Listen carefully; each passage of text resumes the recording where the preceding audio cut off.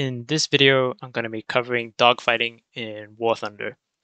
Now, most of the videos on my channel so far have been focused on air arcade stuff, but in this video, most of the things that I'm going to be talking about, the principles, the ideas, they pretty much apply to any kind of game mode in War Thunder, arcade, realistic, simulator. They remain the same. However, there will be more of a focus on the prop era planes, like World War II era stuff. I will, when the topics come up, things that are relevant to jet aircraft, I will point it out. But just be warned that most of the stuff here is just going to be focused on prop era planes and stuff like that.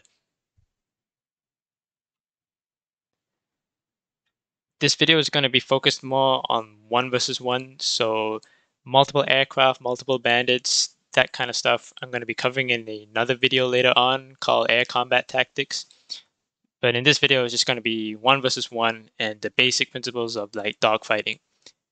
Now, I won't be discussing basic fighter maneuvers, all right? Now, difference between basic fighter maneuvers and dogfighting, there's a lot of people that have a lot of differing opinions and perspectives on this. I don't know which one is like correct, like what real pilots do in the real world. I'm not too concerned about it myself because we're just here to play the game.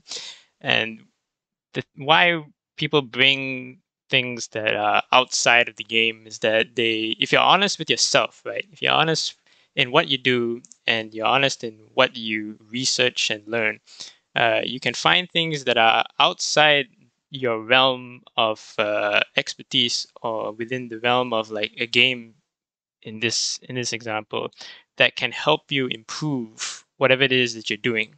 All right. So this entire dogfighting video, a lot of the things, and I will include the sources for most of the information that I'm getting my stuff from. But most of the things are real world examples that people have used or have studied or have done in the past. And they work in the game. They can correlate and you can imitate them in the game and still get results that help you out. So for basic fighter maneuvers here, I'm not going to be covering that because I'm not too confident in understanding like what people consider to be basic fighter maneuvers. There are differing perspectives on that, and I think pretty sure other people have covered this stuff, and they can cover it much better than I can in videos on YouTube. So for someone that's coming in to watch this video, I suggest that you go and look up the basic fighter maneuvers in your own time and go through. Wikipedia actually has a pretty good page on this. You can just go through the list of all the maneuvers and they'll have diagrams like this one right here, where they will show you in spaghetti diagrams and in aircraft symbols what the maneuvers are and how they work and what they do.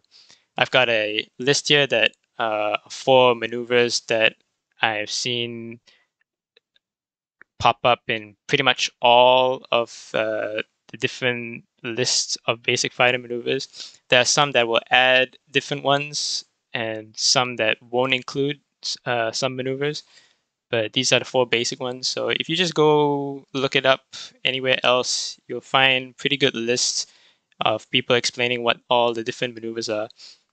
What I will say about basic fighter maneuvers is that when new players approach the game, or if they approach looking into this kind of stuff, they will fixate too much on the specific maneuvers. All right, they usually like try to follow it textbook style, exactly how the maneuvers play out. And what there is a very big mistake here, because when studying this, you don't want to go into a dogfight and try play it like a chess game. All right, you don't get to move the pieces around one after a time. All right, the enemy always has a say, and there's no one situation is ever going to be the same later on down the line. There's always going to be nuances that are different. But more importantly, dogfighting is more instinctive. All right, you don't have the time to plan out and think what kind of specific maneuvers it is that you want to do. All right, I don't know anybody who's ever played air combat in this game and explain to me when explaining what happened in the dogfight situation. Like I did a lag displacement roll to the left here, then we went into a high yo-yo and whatnot. They will explain that afterwards, like later on, to try to justify it. But when they go into the match and while they're in the moment, they're not going through the maneuvers specifically, what their names are and what they have to do. All right, it's more instinctive. Now the reason why you do want to have a look at it is that they give you ideas as to what you can do. All right. So if you look it up and then go into a test flight mode and then try to practice the maneuvers in your test flight mode, right? Just have a feel for it. That's more than enough, right? It will give you ideas, and once you get into a situation, once you start playing more games, it becomes instinctive, and you'll know what to do, kind of thing. Okay, now on to the main topics of this video. Most of the things that I'm going to be discussing are going to be ideas that have been developed by this man here, Colonel John Boyd. They're going to be the energy maneuverability theory and the OODA loop cycle. And I'm going to discuss in detail what these things are and how they correlate into dogfighting and War Thunder and how they can help you out. So, energy maneuverability theory. Now, when you look through other videos that talk about energy, especially those about War Thunder and whatnot, there usually is very uh, limited information regarding as to where this idea comes from. Boyd doesn't get much credit because it's usually forgotten. Uh, but the source here from this book here in these chapters, they explain how it came about. He and another man in Georgia Tech, I believe, they were studying thermodynamics, and this is where EM theory comes into play. If you look through the memoirs and autobiographies of the fighter pilots of old, you sometimes you come across the term energy, but most of the times you don't. And when you do come across it, it's in very abstract terms. It's not explained in detail what it is, and that's because until Boyd here comes up with his theory, um, dogfighting was treated as like an art, right? And it technically still is, as I've said just now before, when approaching basic fighter maneuvers, you want to go in more, it's more instinctive kind of thing. However, there is mathematical principles and a science to it, science behind it, that if you take some time to study, it can help you improve your dogfighting skills in the game, all right? So here is the equation to the theory, all right? Now, just as a disclaimer, I'm not an expert in this, all right? I'm not an engineer or a real pilot or anything like that. I don't claim to be an expert in understanding like how all the numbers and the equations work. But the beauty about the equations is that they are pretty simple, that anyone that's past high school can pretty much understand. And what's important is the underlying concept. The concept is far more important than the hard facts and figures here. Because at the end of the day, we're still just playing a game. But there are, as I said before, there are certain concepts and principles that if you're honest enough to go look out for, you can apply it and they can help you out in the game. So this equation here is representing specific excess energy, and this represents two things. One, it represents about the state of an aircraft in terms of energy, and it talks about its ability to change energy, all right? Changing as in shifting or transitioning, gaining or losing, all right? It's not total energy. Now, most people who talk about dogfighting in War Thunder will focus on gravitational potential energy and then changing that into speed. You know, it's a switch between altitude and speed. They're not wrong, but it's not the whole story to it. There's more to it. And in this equation, it illustrates the factor of the aircraft itself. It has a say, okay? Because some aircraft, they can retain energies better than others. Some can gain energy better than others. And in jet aircraft, this becomes more prominent because you have jet engines with afterburners. You have fighters with multiple engines as well. The differences become more apparent in jets. They're not so apparent in prop aircraft. However, now that you look out for this, this concept. You will find exceptions within the BR range of 2.0 and 5.0 where there are like usually heavy fighters that if you understand how your aircraft can generate and retain energy, can give you an edge over other aircraft in a dogfight scenario. All right. So this is not total energy. This is a specific excess energy. And what you have here is the thrust to weight ratio and the speed of an aircraft. That usually are what the factors are. So you can see here why most people focus mainly on altitude and speed, because it is one of the biggest factors in the equation, but it's not the only one, right? And it's not the only kind of concept that you need to focus on. There's a little bit more to it. So let's get into some examples so that we can illustrate it better, the concept of energy. So what we have here is the boom and zoom tactic. Now, one thing that you'll come across is that people use the term boom and zoom or like energy fighting interchangeably. Now, it's not completely correct to label just this kind of form of fighting as energy fighting, because as we explained earlier, energy pretty much exists at any point in time in a dogfight. All right, it represents what an aircraft can do. Now, they're not wrong when you go on the forums. Right? Don't go around just pointing out to this and being not such a nice guy on the internet, trying to like being a grammar Nazi and whatnot. Because the concept that everyone has that I've seen, they understand what the underlying concept is behind what the boom and zoom tactic does and how it works. All right, so just keep that in mind. So in this example, let's just say that the P-51 here is the fighter and the 109 here is the bandit. Now the P-51 is approaching the 109 from a higher altitude. Right? So in terms of energy, these two aircraft could be traveling at the same speed. They may be at different altitudes, but that's for the purpose of this example, not get into flight performance at different altitudes. Later on, as you progress through the game and as you look into the different characteristics, you'll be able to understand how the altitude affects the engagement. But for the purposes of this video, we're just going to go with the bare basics for an example. So the P-51 here, even though if they were both aircraft here were traveling at the same speed, the P-51 here has more energy because he has higher altitude, right?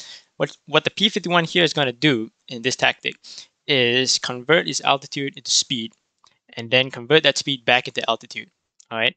Now, due to laws of thermodynamics, he does lose energy in this maneuver, but since the energy states between these two aircraft are very high, right? The P-51 has far more than the 109 here. He'll be able to utilize, even though he loses energy, he'll still have more than the 109 at the end of this engagement. All right. So P-51 here, he dives in on the 109. Now, the thing about this tactic that you need to understand is that it requires discipline. Right. More often than not, when people start trying to practice this in a match at realistic or arcade, what happens is that they get happy that they've already gained this much altitude, they've got the drop on the enemy, maybe they don't even see them, and they could just dive straight in. And what happens here is that if you miss the target or if you don't get the kill, you have to have the discipline to disengage. All right, you have to get out of this, because this is what the tactic emphasizes on, is that you're able to dictate when you start the engagement, and you have the ability to disengage without suffering any damage to your aircraft or losing your aircraft. All right, because as you dive in and attack, and let's say you don't destroy the aircraft here, if you then pull up and using the speed that you've gained in the dive and convert that back into altitude, if the 109 tries to chase you, he's not going to be able to catch you. All right, you're sort of immune if you understand how to use the energy, changing it from altitude to speed and speed to altitude again. And so long as you have the discipline to disengage, all right, the disengage part here is what's most important. So long as yes, you have this discipline to disengage, you will be able to reset the engagement and then try again. And this guy here is going to be helpless because he's going to be completely defensive. That's the beauty about this tactic, right? It's sort of like engaging someone at range who doesn't have a ranged weapon. Even if you miss, you can still try again, and he won't be able to touch you, right? Now to circle back to the equation itself and talking about the extra nuances behind the concept of energy, you will find situations where the enemy aircraft that you're attacking may have better energy characteristics than yours. I've been in this situation many times where I've initiated the boom and zoom, and I didn't have enough altitude as advantage. So even though I conducted the attack in the way that I've described, what happens is that if the enemy aircraft has better energy characteristics, right? And if let's say yours has very poor characteristics in terms of like retaining energy, so there are some aircraft like the Spitfire, as an example. If the P-51 here were a Spitfire, if you try to do the boom and zoom, you can do it, right? The difference is, though, compared to a P-51, the Spitfire doesn't retain energy the same way as the P-51 does. So once you dive into this attack here, and then you try to disengage, what happens here is that you lose far more energy in this disengagement maneuver than you would if you were in the P-51. And this is where the enemy aircraft characteristics come into play. So if the enemy aircraft, and just off the top of my head, I can't think of a good combination matchup, but if you're watching this video, if you play the game long enough and if you do enough research into it, you will be able to identify what these aircraft are and how they compare in their energy characteristics. For the most part, I haven't actually seen EM charts for World War II prop era aircraft. There are a lot of charts for the jets, and which is why I've said before that the equation itself and this concept of the specific excess energy usually more prominent in jet aircraft and jet engagements. This is one of the reasons why, but assuming that, let's say, we're in a Spitfire and we're engaging an enemy aircraft that has better energy characteristics in retaining it, right? If you start this engagement and then try to disengage, if you don't have enough of an altitude advantage, all right, if you don't have the enough energy to create the distance in the disengagement, it is very possible for the enemy to catch up to you. You won't be able to get away, right? There are exceptions, and I don't have any like list of aircraft combinations or matchups right now off the top of my head. Most of the time it's just pure instinct, and I've forgotten most of the engagements right now in making this video, so I apologize for that. But that's what you have to keep in mind, is that the energy characteristics, the specific excess energy, it comes into play. It doesn't come into play that often in prop aircraft, but every now and then you will find yourself in a position where you conduct a boom and zoom attack, but you didn't have enough energy, probably because you weren't familiar with the enemy aircraft characteristics, and he will be able to catch you when you try to disengage.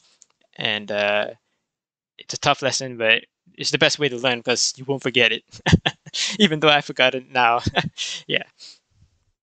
Now, going back to the original example, let's say that you've already conducted the attack, and the enemy decides to follow you up, right? You failed to destroy the enemy, you failed to hit, and you're trying to disengage, and the enemy is now climbing up to try chase you.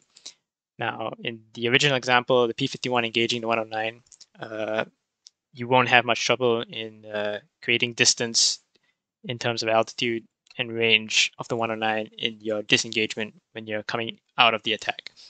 But let's just say that he's trying to chase you. Now, he won't be able, 9 times out of 10, he won't be able to get guns on you. He won't be able to get the range on you, especially if you conducted the attack correctly. And in this situation here, what you can do is what's called like a stall reversal or a hammerhead. So you're going into the vertical, he's also going into the vertical with you, trying to chase you down. And what happens here is that if you play this scenario out to the very end, you'll stall. And the characteristics between these two aircraft, they're quite similar. So you should be able to stall at around the same time. In which case then, if you do stall, you'll be diving down. And what happens here is that you've now changed the position, all right? You've now flipped the engagement. Now you're behind him, and he's diving down because both of you have stalled out. So this is a maneuver that you can pull off when you followed through the boom and zoom attack, and if you fail to kill the enemy aircraft and he's trying to chase you, this is something that you can pull off, and it's really effective. So now let's just quickly look at it from the opposing perspective. Let's say the 109 here is the fighter, and the P-51 here is the bandit, and he's coming in to attack.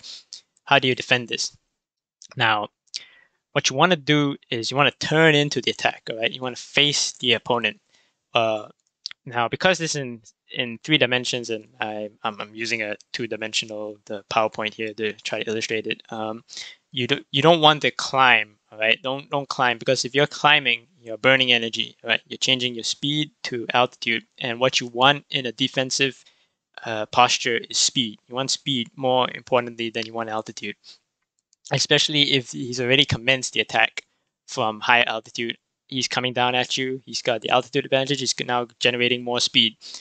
You want to turn into an attack, right? Turn in on the horizontal plane, and you want to try and close the distance, all right?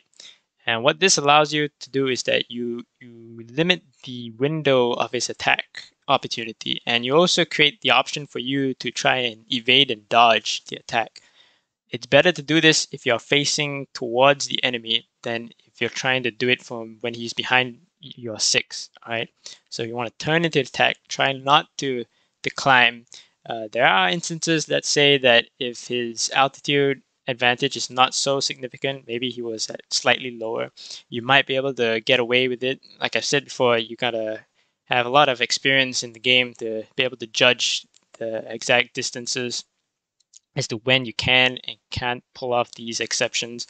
But for the most part, you want to turn into attack. Don't try to go up and gain altitude. All right, don't try to approach the head-on like this. You do want to turn it into the attack, but don't gain altitude. Keep your speed, and once you've kept your speed, and you're now coming in at an offset angle that is on to the attacker, you'll then be in a much better position to evade, go defensive, jink, that sort of stuff, and it'll be far more effective. You'll make the shot for him very, very hard, and he'll most likely miss and then disengage.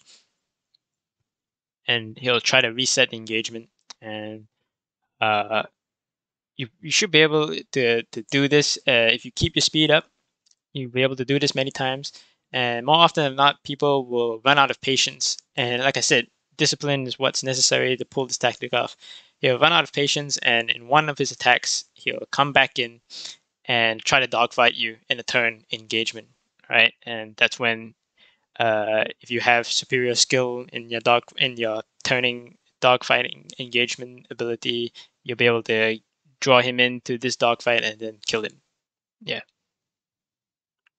Now this very nicely brings us to the next part of the video, which is the turning and burning aspect. So this is what most people think about dogfighting when they first think about it, right? It's like Tom Cruise in his F-14 fighting so-called MiG-28s, and they're twisting and turning very closely behind each other. That's what people think about dogfighting in the more mainstream sense. As I've explained so far in this video, it's not that simple. But however, it is a part of dogfighting, turning and burning, right?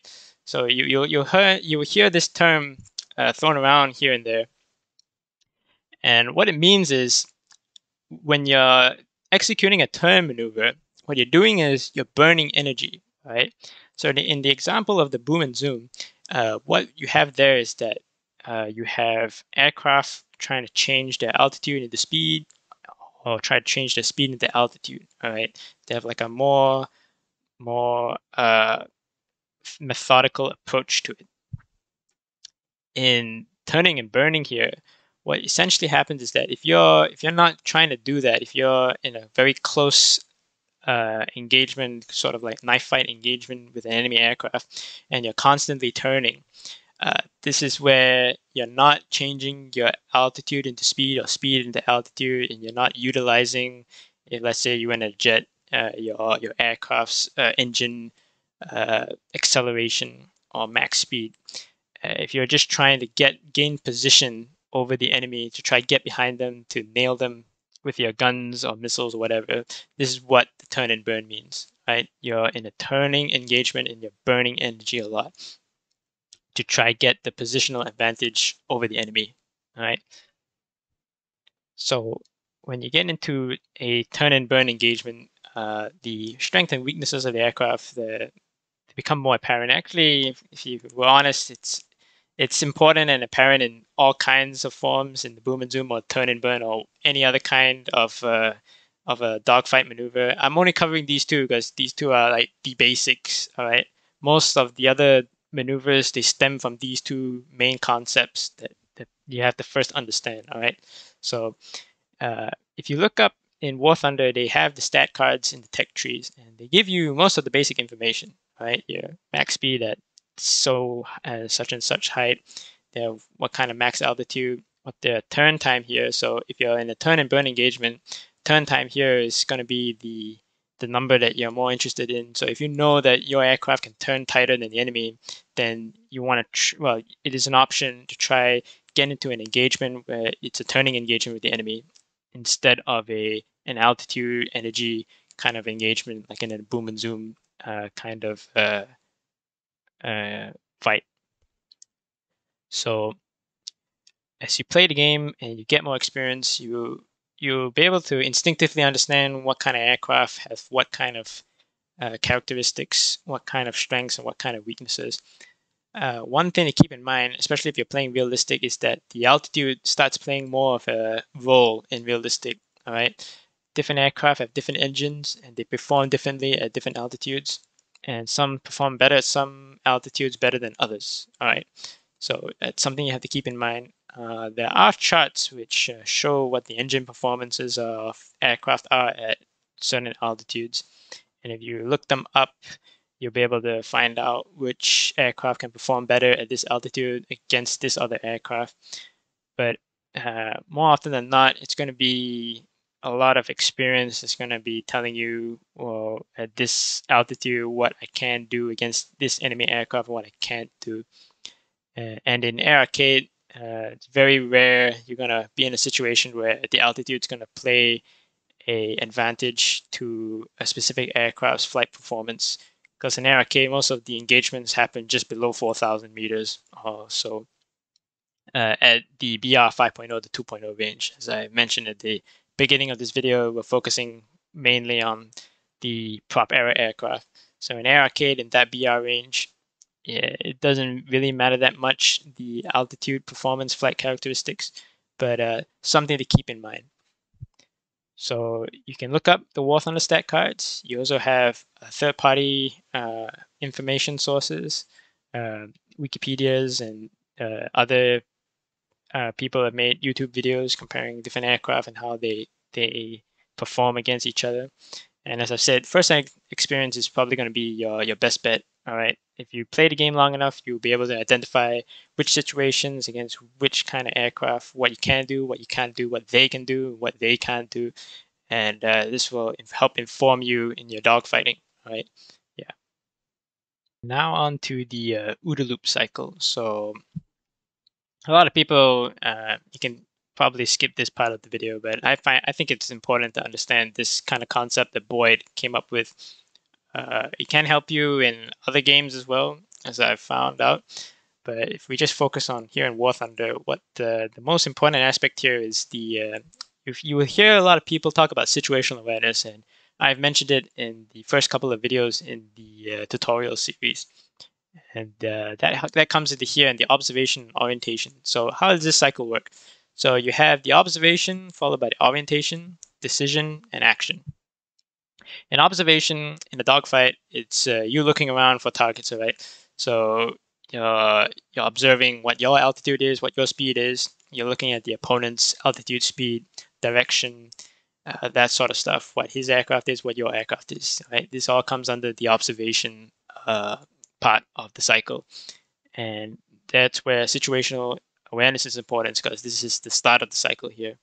So you observe, then you orientate. So this is where the maneuvering comes in. So this is where you start maneuvering your aircraft to either gain altitude or try to get behind the enemy, or more often than not, you're deciding on like how you're gonna start the engagement, or if you want to even get into the engagement. You can always not opt to get into the fight if you're in air realistic, and even in air arcade, there are instances where running is a completely valid thing to do, and it may preserve your options for later on to get you into a better position, or to achieve the objective or whatever it is you're trying to achieve better. So observation followed by orientation, and then comes the decision. So if you've already observed and you've already maneuvered your aircraft, you now get a decision to commit to the attack, how you want to attack, which ways you want to do it. This is where the decision part of the cycle comes in, and then you act upon it. Right. This is where the physical action comes in.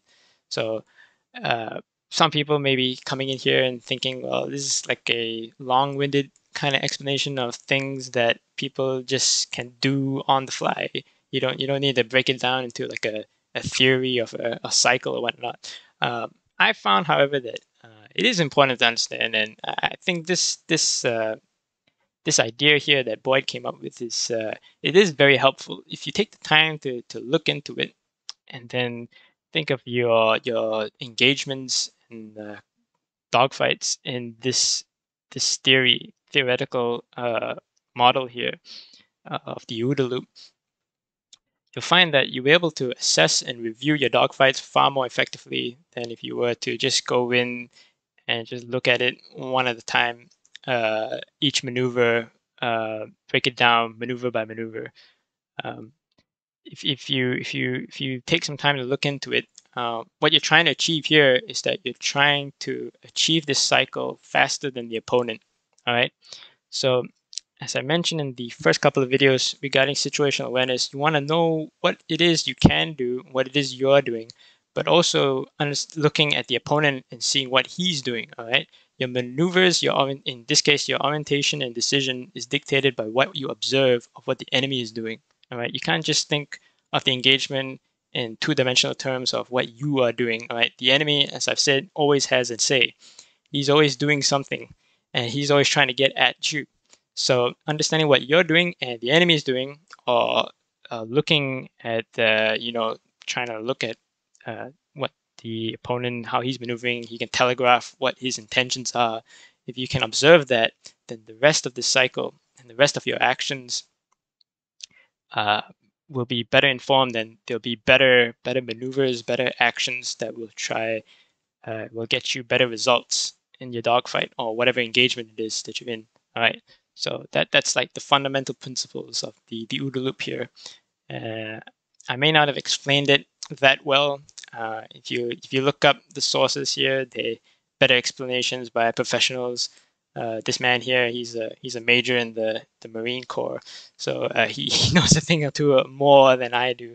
But there are much more better examples out there that people have explained better. Boyd, in the book, the fighter pilot who changed the art of war, the author Robert Coram there, he has a couple of excerpts of Boyd explaining it much better than I can. But it is something that if you're interested in the more philosophical side of things, you can look into it, and it can really help you out in game in your dogfights. All right.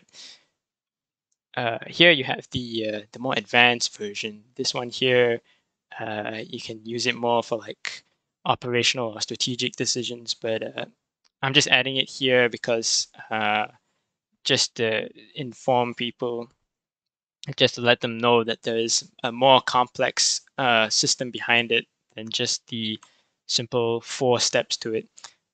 Not that important to know. Like I said, it's just something kind of like, I think, fun to know. And if you take some time to look into it, you might be able to find something. Like I said, if you're honest with yourself and you're honest with your research, you'll be able to find things outside of the realm of the game that can help you out in the game. All right. So I'm just putting this in here for that.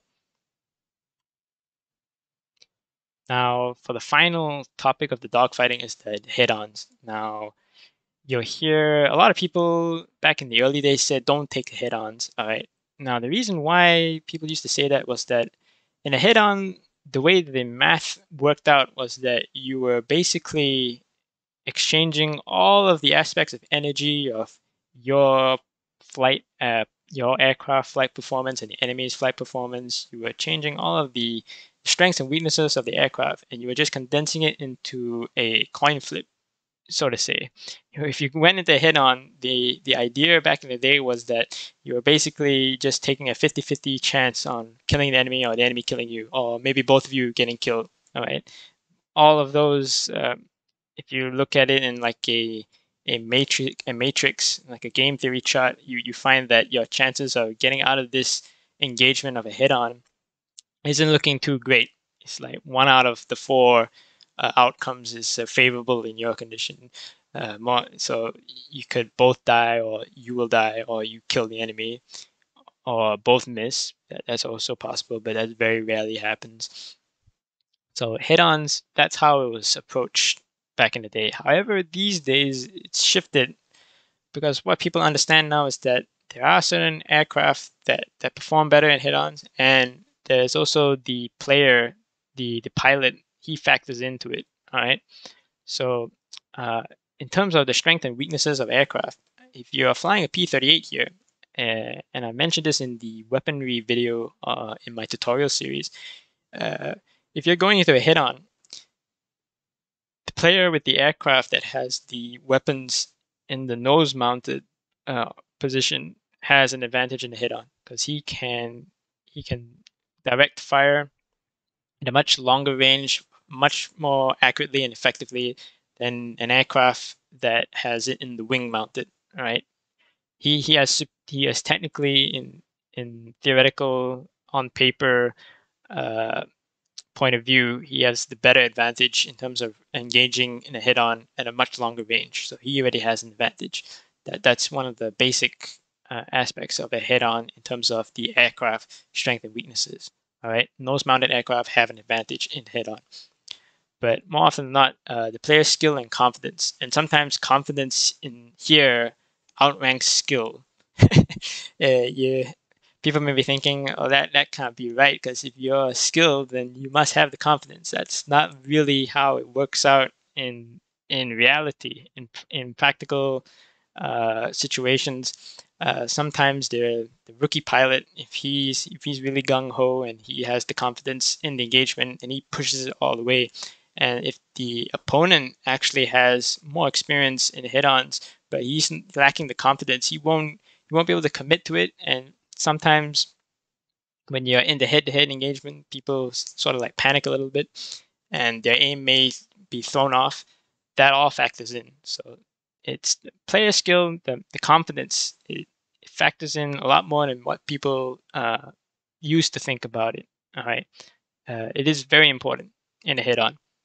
So if you have a player that has the skill and the confidence, even if he is flying in a aircraft with wing-mounted weapons against a aircraft with nose-mounted weapons, if he has more experience and he's confident that he can nail the enemy, and the enemy opponent doesn't have the skill or the confidence, you will still be able to win. Yeah, it's not fixed in terms of the aircraft with a nose-mounted weapon automatically wins a head-on. That's not how it is. You will always have exceptions, and the the pilot, the player, is usually the most determining factor in these engagements. And pretty much, it is the most determining factor in any kind of engagement. The pilot always trumps the aircraft, right? If you've got a good pilot and a bad aircraft against a bad pilot and a good aircraft, the good pilot's going to win 9 times out of 10. That's just the way it is. So here is the end of the presentation here. I've got some extra sources here that I consulted for the making of this video, where I've got some of my ideas. It's not all of them, but this is, if anyone's interested in looking more into the topic, I've got it up here. So yeah, thanks for watching.